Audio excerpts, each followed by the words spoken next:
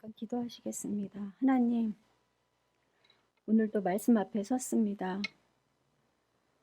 세상 가운데서 우리가 배려받지 못하고 이해받지 못하고 상처받았던 모든 우리의 삶을 하나님 앞으로 가지고 나와 말씀 앞에 서오니 주님께서 말씀으로 우리를 깨끗게 하시고 치유하시고 위로하시고 회복하여 주셔서 우리가 지지를 얻는 시간 되게 하여 주시옵소서. 오늘도 말씀을 전하는 저를 온전히 통로로만 사용하여 주시고 하나님의 말씀만 흘러갈 수 있도록 주님 인도하여 주시옵기를 간절히 빌고 원합니다. 예수님의 이름으로 기도합니다. 우리가 알고 있는 사복음서는 그 기록의 의도와 또 독자가 다 다르다는 것을 알 수 있습니다. 물론 예수님의 제자들이 기록한 것이지만 각자의 어떤 상황과 또 각자의 시각으로 쓰여진 것으로 누가 읽게 될 건지 누구를 의도해서 쓴 것인지 그 내용이 조금씩 다르기도 합니다. 마태복음은 유대인의 왕으로 오신 예수님을 조명했고 마가복음은 순환받는 종으로서의 예수님을 조명했으며 요한복음은 하나님이신 예수님을 나타내고자 한 책입니다. 그리고 오늘 우리가 함께 읽은 누가복음은 모든 인류의 구원자로 오신 예수님을 소개하고 있습니다. 앞서 마태, 마가, 요한복음은 구약의 예언 성취의 중심으로 기록된 복음서인 반면에 누가복음은 헬레니즘 문화권에 있는 이방인들이 예수를 조금 더 자세하게 이해하기 쉽게 그들의 관점에서 그들의 서술 기법을 사용하여서 기록한 책이므로 그 대상이 이방인과 믿지 않는 사람들임을 우리가 알 수 있습니다. 왜냐하면 누가복음은 그 첫 장에 수신자가 나오는데 그는 데오빌로 가카입니다.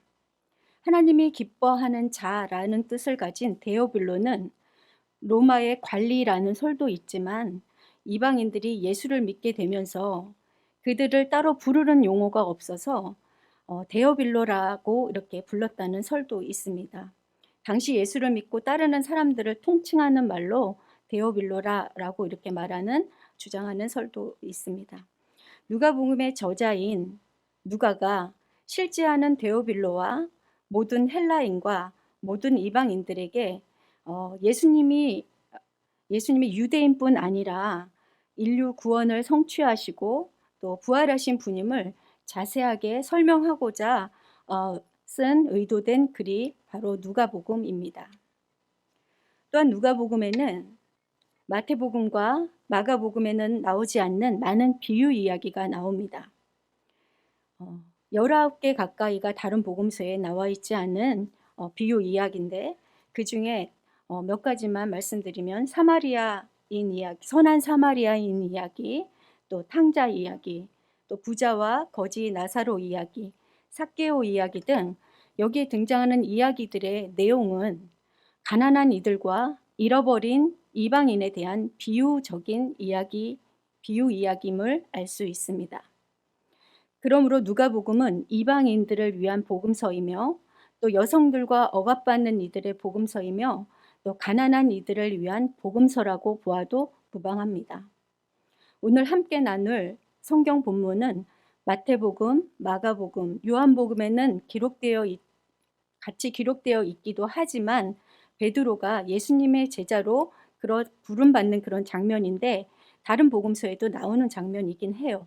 그러나 누가복음에서는 앞서 언급한 것처럼 이방인들이 읽을 것을 염두에 두고 또 그 부름받는 장면을 좀 더 구체적으로 묘사하고 또 설명하고자 하는 그런 의도가 엿보이는 그런 대목입니다. 우리 그리스도인들은 기독교 용어들을 서로 말하면 굳이 설명하지 않아도 서로 알아듣습니다.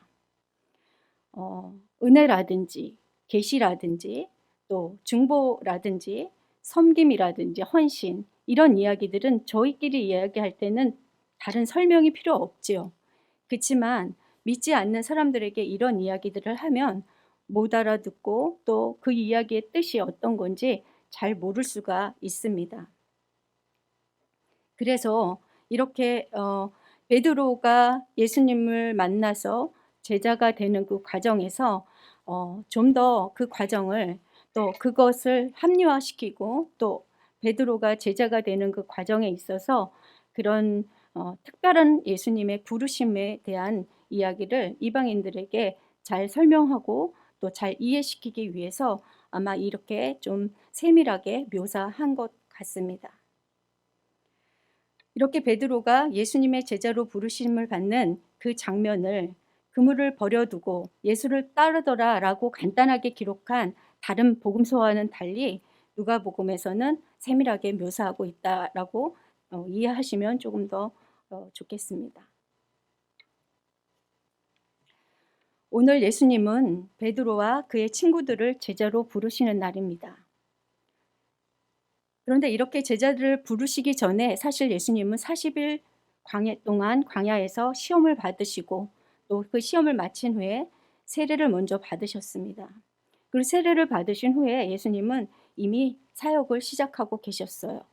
혼자서 5장 이전에 보면은 우리가 오늘 5장을 읽었지만 5장 이전에 보면은 이미 예수님은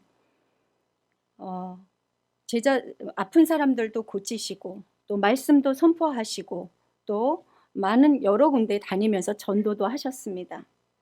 그런데 오늘 예수님은 함께 동역할 제자들을 오늘 부르러 오셨습니다.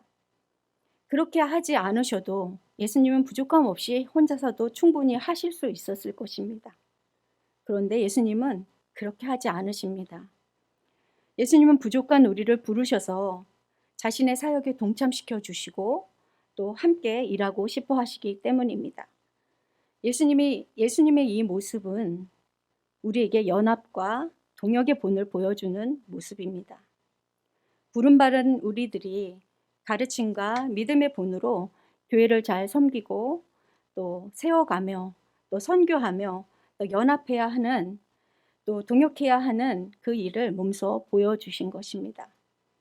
오늘 어부인 베드로와 친구들은 밤이 새도록 그물을 던져 고기를 잡으려고 했습니다. 그런데 아시다시피 한 마리도 잡지 못하고 빈 그물로 돌아오게 되었습니다. 날은 새고 고기는 한 마리도 잡지 못했지만 내일을 기약하면서 그들은 그물을 씻고 있었습니다. 게네사렛 호숫가에서 사람들에게 말씀을 전하시던 예수님이 이들이 그물 씻고 있는 곳으로 가까이 오십니다. 그 말씀을 전하시는 예수님이 갑자기 빈 그물을 씻던 베드로의 배에 올라타십니다. 그리고는 다시 또 말씀을 이어가기 시작하십니다. 빈 그물을 씻고 있던 베드로는 아마 빈 그물을 다 씻고는 자기 배에 올라타서 말씀을 전하시는 예수님을 아마 옆에서 같이 듣고 있었을 것입니다. 그런데 말씀을 마친 예수님이 베드로에게 깊은 데로 가서 다시 그물을 던지라고 말씀하십니다. 깊은 데로 가서 다시 그물을 내려 고기를 잡으라. 그물을 이미 다 씻었어요. TV에 이렇게 가끔 나오는 거 보면 이렇게 고기를 잡던 그물을 씻어서 차례대로 이렇게 정리해 놓는 것들이 굉장히 오랜 시간을 걸리는 걸 제가 알고 있습니다. 근데 그것을 다시 밤새도록 잡았는데 한 마리도 잡지 못한 그 장소에 다시 가서 그물을 던지라라고 이렇게 말씀을 하십니다. 이미 날은 다 새버리고 고기가 나올 리 없는 상황인데 밤새 그물질로 지칠 대로 지친 베드로는 예수님의 말씀이 황당하게 들릴 수밖에 없습니다. 그러나 베드로는 그 말씀에 순종하기로 합니다. 5절에 보면 시몬이 대답하여 이르되 선생님 우리들이 밤이 새도록 수고하였으되 잡은 것이 없지만은 말씀에 의지하여 내가 그물을 내리리라. 그렇게 말하고 베드로는 순종하여서 다시 그물을 내리러 바다로 들어갑니다. 이 성경에 제가 계속 말씀을 준비하면서 읽어보면서 배에서 예수님이 내렸다라고 하는 구절이 없어요.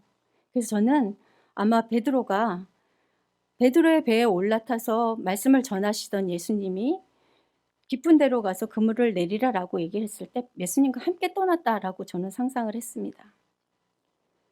예수님이 없었던 상황, 다시 예수님을 태우고 그물을 내리러 가는 그런 상황이 대조가 되는 장면이죠. 태우셨든 안 태웠든 사실 논란의 여지는 없습니다. 이미 베드로는 주님이 간섭하신 상황이 됐고 주님이 관계하시는 상황이 됐습니다. 이전 예수님이 없었을 때는 자기 혼자 그물을 던졌지만 이미 예수님이 바닷가에 있던 자기 배에 탔던 지금 상황은 달라져 있는 것이죠. 예수님과 함께 깊은 곳에 그물을 내리러 간 베드로는 그때 밤이 새도록 잡지 못했던 고기들을 배 한가득 잡아 올리게 됩니다. 예수님과 함께 깊은 곳으로 내려간 베드로는 비로소 자신의 그물이 찢어질 정도로 잡힌 고기를 끌어올리면서 무슨 생각을 했을까? 저는 그 상상을 해봤습니다. 고기는 너무 많이 잡혀서 막 정신없이 고기를 끌어올리고 있는데 지금 이 상황이 무엇일까라고 그는 깊이 생각했을 것입니다. 베드로의 이 모습을 멀리서 지켜보던 베드로 친구들 또 동무들도 놀라지 않을 수 없었을 것입니다. 그 순간 베드로가 손짓을 합니다. 와서 도와달라고. 그리고 그들의 배에도 고기가 가득 차게 됩니다. 이들은 전부 방금 일어난 일로 너무 놀라고 당황하고 황당했을 것입니다. 상상해 보십시오. 밤새 허탕치고 또 오늘 내다 팔 고기도 없이 빈손으로 돌아왔던 방금 전의 일과 너무 순식간에 달라진 그 상황. 하나님이 우리에게 일하시는 그 상황이요. 사실 손바닥 뒤집듯이 이렇게 금방 바뀝니다. 제가 이렇게 선교지에서 또 지금까지 살아면서 어제 살아와도 어제까지 오늘을 살아도 하나님이 우리의 삶에 간섭하시는 순간 우리의 문제, 우리의 상처, 우리의 여러 가지 상황은 손바닥 뒤집듯이 순식간에 변합니다. 우리는 응답이라고 하고 우리는 그걸 하나님의 은혜라고 하는데 그 상황, 그 하나님이 함께 하시는 그 순간은 정말 우리에게는 기쁨의 순간이고 정말 어제와 오늘 금방 1분 전과 1분 후가 완전히 달라지는 그런 상황이죠. 이것은 저희밖에 누릴 수 없는, 저희밖에 알 수 없는 그런 일들이라고 저는 생각합니다. 하나님이 우리 문제에 개입하시고 손대실 때 만선의 기쁨처럼 부족함 없이 흔들어 넘치게 채우시는 그 하나님의 축복이 지금 베드로에게도 임하고 우리 삶에도 임하게 되기를 주님의 이름으로 축복합니다. 그러나 우리가 우리 삶에서 자신의 존재 가치를 드러내지 못하고 살 때가 종종 있습니다. 우리는 삶에서 또 만나는 여러 가지 상황 속에서 우리는 세상의 자신의 정체성에 혼란이 오고 또 낮은 자존감, 자주 겪게 되는 실패와 절망, 또 거절 이런 것들로 인해서 우리는 가끔 주저앉게도 되고 실패감을 가지게도 되고 어려운 상황에도 처하게 됩니다. 내가 원치 않든 또 내가 어떤 실수로 해서 나온 결과이든 그런 상황을 만나게 되면 참 많이 주눅이 들게 되고 힘들게 되고 어렵게 됩니다.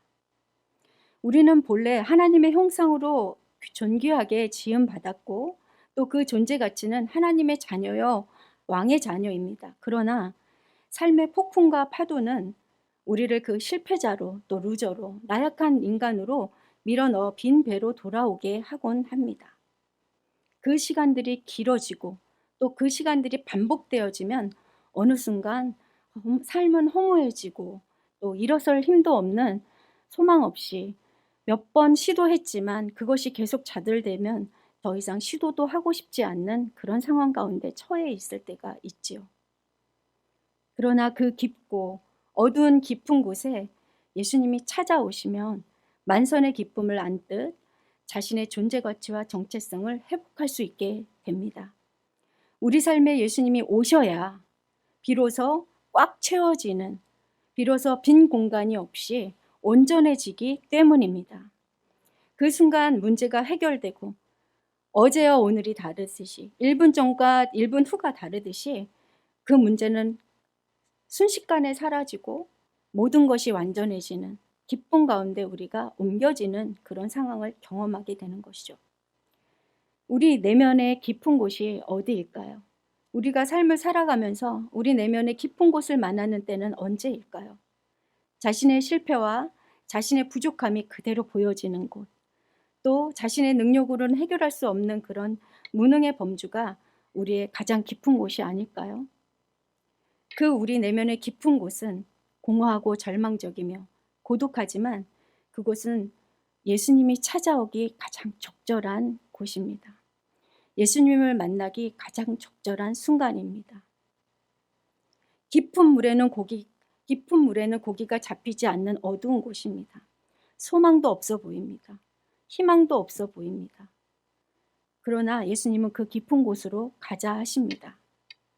그곳은 바로 자기 자신과의 만남이 있는 곳이고, 또 예수님과 만날 수 있는, 예수님과 단 둘이 만날 수 있는 그러한 곳이기 때문입니다.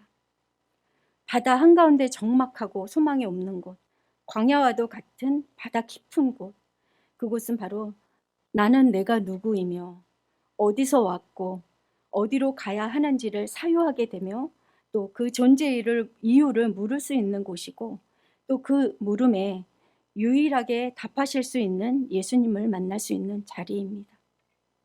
베드로는 자기 혼자 그 깊은 곳에서 자기 자신의 문제를 해결해 보려고 밤새 그물을 던졌지만 아무것도 해결할 수 없었던 것을 경험했습니다.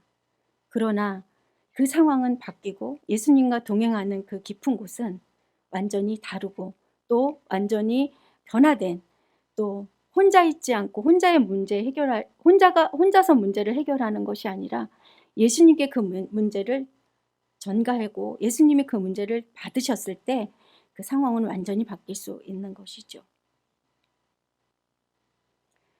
깊은 곳은 자신의 날 것을 확인하는 자리라고 저는 이렇게 표현을 했을 때, 제가 예전에 미얀마에서 양곤에서의 사역을 정리하고 산지로 사역 장소를 이동을 했을 때, 저는 앞에 사역이 저에게 큰 교훈과 또 어떤 깨달음을 줬고, 그래서 이제는 성공할 수 있을 거다, 또 이제는 잘할 수 있을 거다라고 생각을 하고 또 잘해 보이고 싶었습니다. 그렇게 산지로 올라간 저에게 하나님은 8개월의 깊은 곳을 주셨어요. 그 8개월 동안 제가 지금도 이렇게 표현하자면 큰 도간에 갇힌 것 같은 그런 느낌이 드는 그런 시간이었습니다. 참 많이 울고 참 많이 오열하고 제가 유일하게 바라볼 수 있는 하나님만 불렀는데 대답 없으신 하나님이 그 8개월 동안 완전히 저를 부숴가시고 저를 녹여가시고 저를 형체도 없이 갈아버리시는 것 같다라는 그런 느낌이 드는 시간이었어요. 그런데요, 그곳에 나만 있는 줄 알았어요. 제가 하늘로 하나님을 부르면서, 하나님, 도대체 나에게 이 시간이 왜 필요한 겁니까? 나는 충분히 상처받았고 충분히 힘들었고 충분히 당신에게 잘하려고 했고 그랬는데 지금 이 상황은 나한테 뭡니까? 라고 제가 하나님께 따졌던 것 같아요. 근데 그렇게 제가 부서지고 깎이고 녹여지고 하는 그 순간에 제 옆에 예수님이 계시더라고요. 그곳에 함께 웅크리고 쪼그리고 앉으셔서 다 부서지고 물같이 녹아진 저를 손에 들고 다시 빚어가시기 시작하는 겁니다. 저는 그 시간, 그곳에서 만난, 그 깊은 곳에서 만난 예수님 때문에 저는 다시 다른 모습으로, 이전과는 다른 나로 다시 만들어지고 세워져서 그 도간에 갇힌 것 같은 그 시간을 통과해내는 그 다음에는 저에게 또 다른 거듭남의 시간, 또다시 하나님을 다시 만나는 그런 깊은 시간을 경험하게 돼서 만선의 기쁨으로 다음 시간을 맞이하게 되었습니다.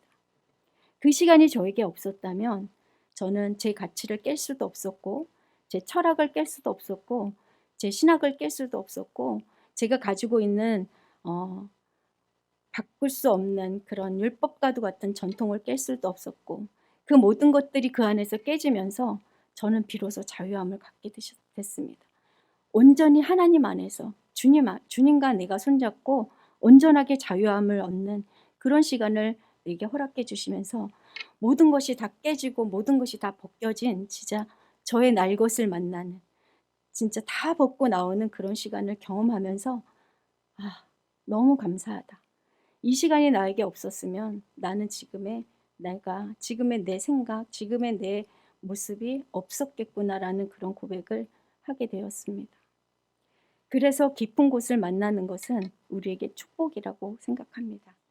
그 깊은 곳에서 자주 주님과 독대하시기를 바랍니다. 힘들고 어려운 일은 끊이지 않습니다. 우리가 살아가면서 우리 삶의 고난과 우리 삶의 역경은 우리가 하나님 곁에 가기 전까지 끝나지 않습니다. 그러나 날마다 그 깊은 곳에서 주님과의 절절한 만남이 이루어진다면 주님과 동행하는 그 삶 속에서 우리는 그 깊은 것도 주님이 동행하시는 어두운 골짜기라도 주님이 동행하시는 깊은 장소가 되겠지요. 그래서 하나도 두렵지 않고 하나도 어렵지 않고 하나도 고통스럽지 않으리라 믿습니다. 그 깊은 곳은 비로소 나의 존재 가치를 발견하는 곳이고 또 내가 왜 이 자리에 있고 하나님이 왜 나의 삶에 간섭하고 계시고 나를 어디로 끌고 가시기를 원하시는지를 정확하게 알 수는 없지만 그 의도 정도는 알고 따라갈 수 있는 정말 온전히 맡길 수 있는 그런 곳이 바로 그 깊은 곳이라 저는 생각합니다.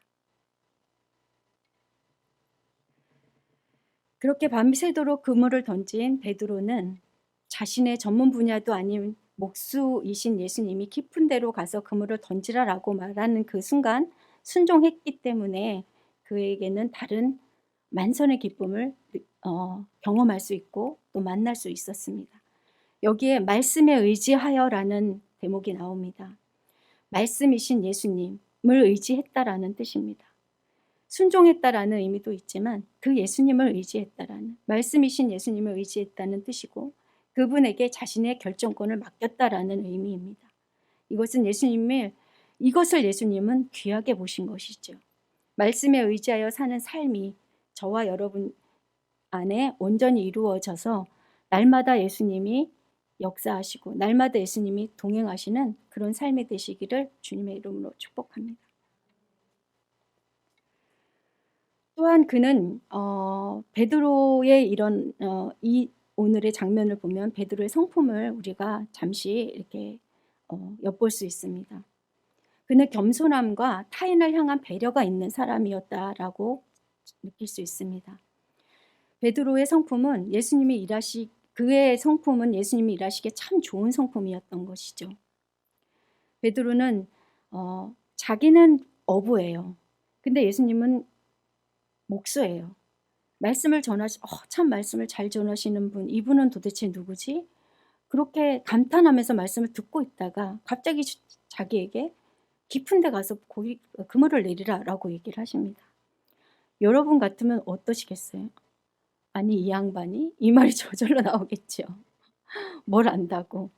그런데 베드로는 앞서 5절에도 말한 것처럼 밤이 맞도록 수고하였으되 잡은 것이 없지만은 이것은 살짝 자기의 의도도 나타나요.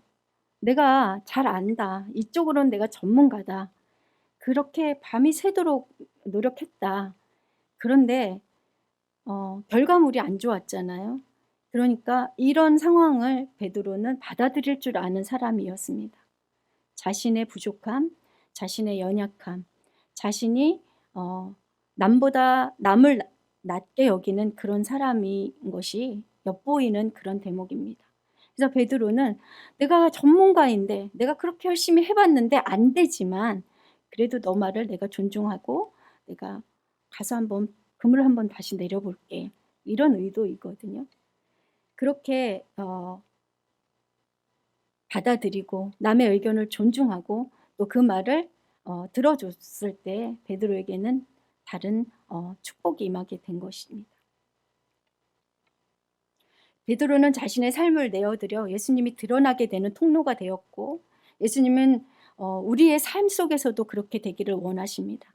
우리가 고집하는 것들을 내려놓고, 우리가 아는 부분들을 내려놓고, 우리가 잘하는 부분들을 내려놓고 그것을 주님께 맡기며, 또 하나님께 의지하며 기도할 때 정말 우리가 알 수 없는 곳에서 비밀한 일들로 하나님은 우리를 돕는 통로가 우리에게 열려지는 것을 아마도 다 경험하셨을 것입니다. 내가 내 생각만 고집했을 때 열려지지 않았던 것들, 그것들을 모두 내려놨을 때 우리에게 주어지는 기회들, 우리에게 다가오는 사람들, 우리를 돕고자 하는 사람들을 주님은 세워주시는 것을 아마 다 경험을 하셨을 것입니다. 예수님은 그렇게 우리를 찾아오십니다.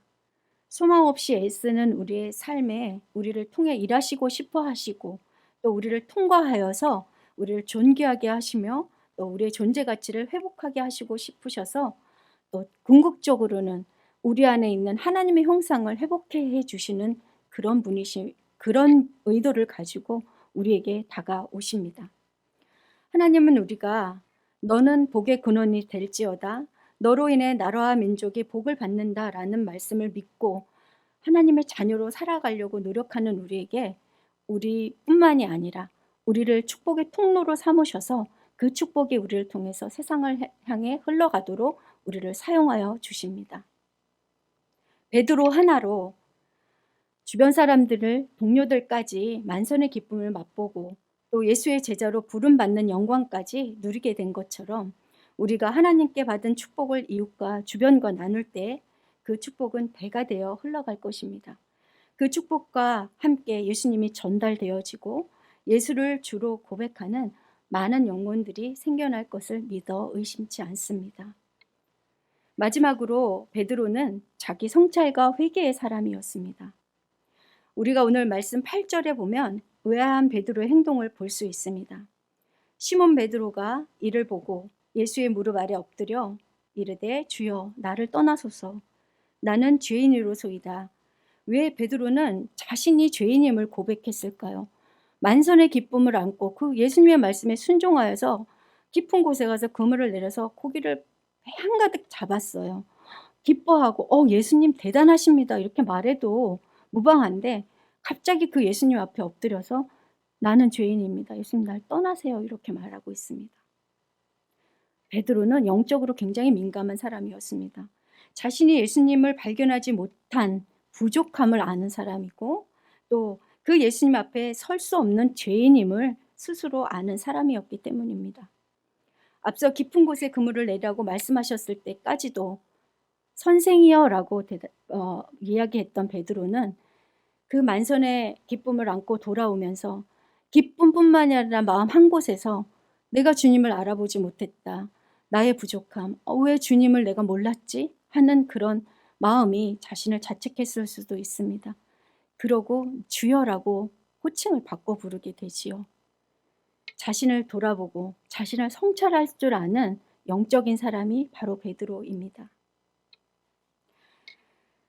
베드로는 죄를 회개하고 돌이킬 줄 아는, 우리가 배워야 하는, 우리는 항상 주님 안에서 내가 주님의 말씀대로, 내가 주님의 뜻대로 살아가고 있지만 어느 순간 우리가 선을 넘을 때가 굉장히 많아요. 이 선을 지키는 일, 이 경계를 지키는 일이 우리의 삶에 바로 우리의 믿음의 어떤 여정에 굉장히 중요한 거라고 저는 생각합니다. 그것이 우리의 그 성화의 길에 가면서 우리가 날마다 지어져 가는 그런 과정 안에서 하나님과의 우리와의 어떤 그 선, 거리를 두라라는 게 아니라 내 뜻이 하나님 뜻이냐, 내 뜻이냐, 하나님의 의냐, 내 의냐, 이게 교만이냐, 겸손이냐, 이런 참 그 경계를 지키는 일이 우리 인간이 죄인이기 때문에 사실 굉장히 어렵습니다.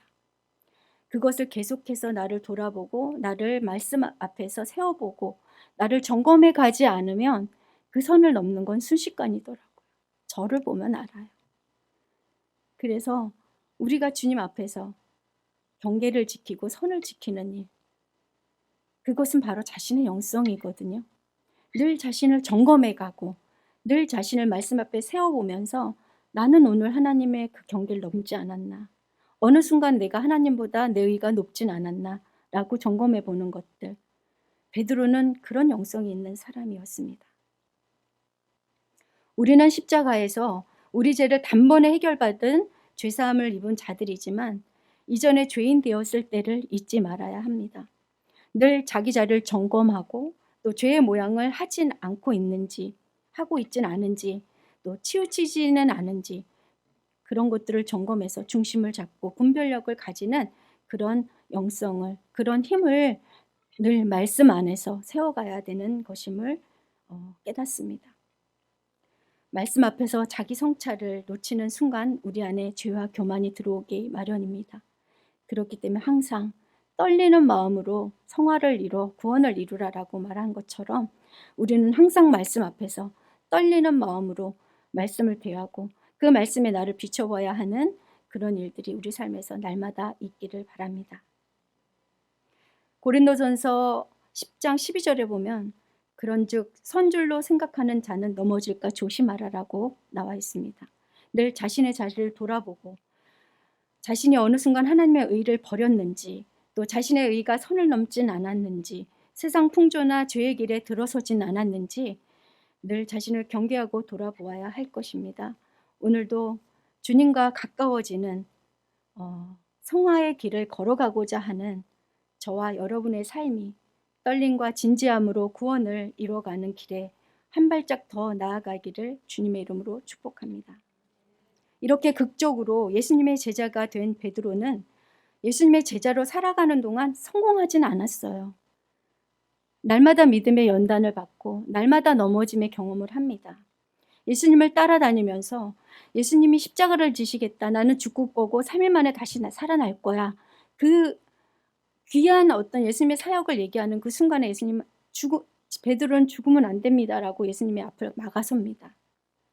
그리고 고난 받으실 때 예수님을 3번이나 부인하는 그런 일도 있었고 그 모습을 보면서 우리의 연약함도 같이 볼 수 있는 것이죠. 그러나 그런 그를 예수님 놓지 않으셨습니다. 버리지 않으셨어요. 요한복음 21장에 예수님이 부활하시고 이 땅에 계시지 않자 베드로는 다시 이전의 삶으로 돌아가는 모습을 보입니다. 제자들이 모인 자리에서 부활하신 예수님이 나타나셨어요. 그럼에도 불구하고 제자들은 다시 무엇을 해야 할지 몰라서 다시 고기 잡으러 나갑니다. 그런데 그날도 고기 잡으러 나간 그날도 한 마리도 잡지 못하고 다시 돌아옵니다. 날이 새어버렸어요. 잡지도 못했는데 아침에 조반을 구워 먹을 것도 없을 그런 순간에 저쪽에서 누가 한 분이 오십니다. 오른편에 가서 그물을 던져라. 그런데 그 순간 다시 또 그물 한가득 고기를 잡게 됩니다. 그때서야 베드로는 또 예수님을 알아보았습니다. 정말로 부활하시어 자기 곁에 계신 예수님과 모닥불을 사이에 두고 같이 앉았습니다. 고기 몇 개 가져와서 같이 굽고 또 떡도 굽고 하면서 와서 먹으라 라고 말씀하시는 그 예수님 앞에 그 고기가 그 떡이 넘어가겠습니까? 저는 그 장면을 상상해 보면 진짜 이렇게 침묵이 흐르는 따닥따닥따닥 모닥불만 타고 있는 것 같아요. 저는 그 장면만 생각하면 그렇게 눈물이 납니다. 저의 모습이 거기 이렇게 투영이 돼가지고 늘 주님 앞에 부족했던 근데 그 베드로는 얼마나 회한의 마음이 있었겠어요. 그 3년 동안 예수님을 따라다니면서 제자로 살고 또 많은 것들을 경험하고 왕이 되실 줄 알았던 예수님이 돌아가시고 자기는 어떻게 하지? 난 이제 어떡하지? 라는 그런 마음이 안 들을 수가 없죠. 왜냐하면 인간이기 때문에. 그렇지만 그런 인간의 마음을 예수님은 정확하게 짚으시고 우리의 연약함을 정확하게 아시기 때문에 그 자리로 다시 우리에게 오시는 것입니다. 베드로는 누구보다 예수님의 사랑을 받은 사람이었고 또 베드로 또한 예수님을 누구보다 사랑하는 제자였습니다. 그는 얼마나 잘하고 싶었을까요? 그러나 그는 중요한 순간에 예수님을 배신했던 자신의 모습을 잊을 수가 없었을 것입니다. 늘 그 죄책감과 자책에 사로잡혀 있었을지도 모릅니다. 이렇듯 베드로는 예수님을 그리스도로 고백하는 수제자의 모습도 보였지만 부족하고 연약한 모습이 많이 있었습니다. 그리고 그는 여전히 다시 자신의 깊은 내면으로 내려가 있던 그 순간, 그 소망 없는 자리로 다시 내려가 있던 그 순간 예수님이 거기로 찾아오십니다. 예수님 왜 그랬냐 하고 왜 따져 묻지도 않으셨을까요? 이전에 함께 다니며 나누었던 밥상 공동체를 예수님은 다시 펼치시면서 그런 어떤 원망도 그런 어떤 따져 물음도 하지 않고 밥을 같이 먹자라고 말씀하시는 순간입니다.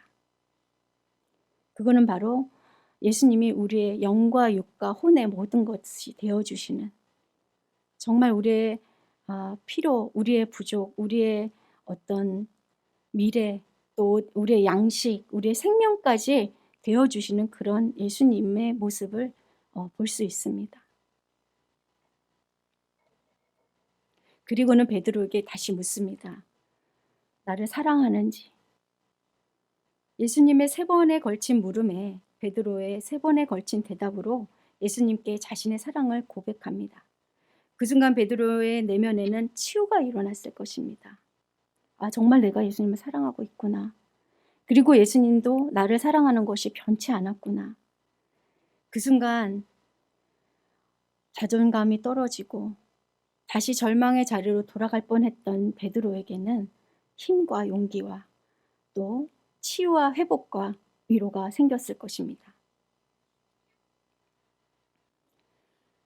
예수님은 이런 베드로의 성품을 알고 계셨기 때문에 자기를 돌아볼 줄 알고 또 주님 앞에 제 이름을 고백할 줄 알고 또 겸손과 자기 회개로 자기를 돌아볼 줄 아는 그런 베드로의 성품을 아셨기 때문에 베드로에 맞게 예수님은 베드로에게 다가오셔서 이야기하시고 또 함께 밥 먹고 또 함께 고기도 잡으러 가시고 하시면서 베드로와 예수님이 강권적으로 하실 수도 있어요. 사실 예수님이 어떤 급한 순간에는 우리에게 강권적으로 하시는 순간이 많아요. 특히 선교지에 있으면 순간적인 하나님의 역사가 일어나는 순간이 굉장히 많습니다. 그러나 그건 아주 급박한 순간이고 예수님이 우리를 인격적으로 대해주시기 때문에 우리가 깨닫고 우리 안에 우리 성찰이 일어나고 다시 예수님 앞으로 돌아와 예수님을 바라보는 시선을 예수님 앞으로 고정시키는 그런 과정들을 묵묵히 기다려 주십니다. 베드로에게도 지금 그렇게 하고 계시는 순간이죠. 왜? 베드로에겐 그런 영성이 있고 베드로에겐 그런 성찰이 있는 사람임을 예수님은 발견했기 때문입니다. 우리가 이렇게 완전하지 못하는 존재라는 것은 예수님이 너무 잘 알고 있습니다. 그러나 우리가 언제든 어떤 순간이든 예수님께 붙어 있다면 우리는 씻김 받을 수 있는 존재고 다시 회복될 수 있는 존재임을 기억하시길 바랍니다. 우리가 무엇을 해야 할지 모르고 머뭇거리고 있는 순간 제자들처럼 우왕좌왕하고 이제 어떡하지 하고 있는 그런 순간에 우리를 찾아오실 것입니다. 우리가 예수님을 기다리고 예수님께 마음을 대고 있고 예수님께 시선을 고정하고 있다면 우리가 찾아가지 않아도 예수님은 우리에게 찾아오셔서 우리의 회복의 길을 열어주실 것이라 믿습니다. 이 일 이후에 베드로는 정말 다시 흔들리지 않고 사도행전에 보면 정말 수제자의 면모를 갖추어갑니다. 오순절 다락방에서 성령을 받은 후 베드로는 오순절날 설교에서 3,000명이 회개하고 돌아오는 설교를 하게 되고 베드로가 지나가는 그림자라도 이렇게 덮이면 병이 날까 하는 그런 능력 있는 사람으로 세워져 갑니다. 그래도 베드로는 교만하지 않았을 것입니다. 자기를 아는 영성, 자기를 성찰하는 영성이 있기 때문에 선을 지킬 줄 아는 그런 사람이었을 거라 저는 믿습니다. 우리가 늘 주님께 이렇게 줄되어 있으면 잠시 방황하여도 또 잠시 돌아가도 잠시 집을 떠나 있어도 버선발로 달려와 주시는 그 주님이 있음을 믿으시길 바랍니다. 우리를 사랑하시되 끝까지 사랑하시는 그 주님이 오늘도 부족한 베드로에게 오셔서 주님과 동행해 주시고 주님이 동행해 주시고 동역자 삼아 주신 것처럼 우리에게도 동일하게 그렇게 해 주실 거라 믿습니다. 우리를 통과해서 또 자신을 내어드리기를 원하시는 우리 주님이 우리를 존귀하게 만들어 주실 것입니다. 우리의 존재 가치를 회복하게 해 주실 것입니다. 그리하여 하나님의 형상을 회복하게 해 주셔서 주님이 영광 받으시기를 원하실 것입니다. 저와 여러분의 삶을 통해 우리가 하루하루 살아가는 일이 참 어려운 시대를 지나고 있습니다. 그러나 이 시간 속에서 세밀하게 동행하시고 일하시는 하나님을 만나시는 저와 여러분이 되길 바랍니다. 그 안에 우리가 주님께 줄되어 있고 주님의 이름을 부르면서 날마다 주님의 말씀 앞에서 우리가 서게 될 때 주님은 우리를 찾아오셔서 우리의 가장 좋은 것으로, 가장 선한 것으로 우리를 채워주시고 이끌어 가실 줄 믿습니다.